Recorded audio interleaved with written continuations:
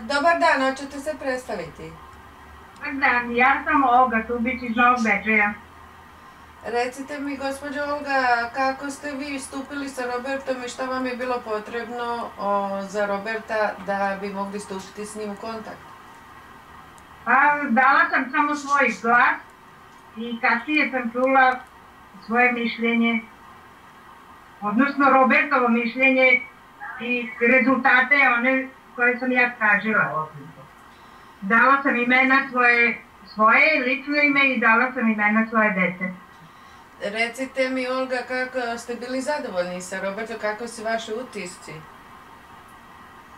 Što se tiče gospodina Roberta i njegove izjave, odnosno rezultati mojih pitanja, ja sam jako zadovoljna i mislim da je on jedan jedini jedinstveni čovek što se tiče ovog posla.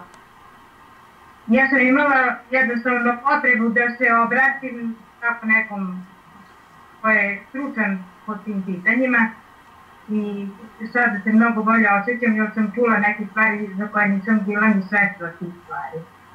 A isto tako i za moju decu, jako sam zahvalna Robertu što mi je rekao neke stvari koje nisam jednostavno sebi htela da dozvolim, da priznam da je to tako i da su te stvari tako.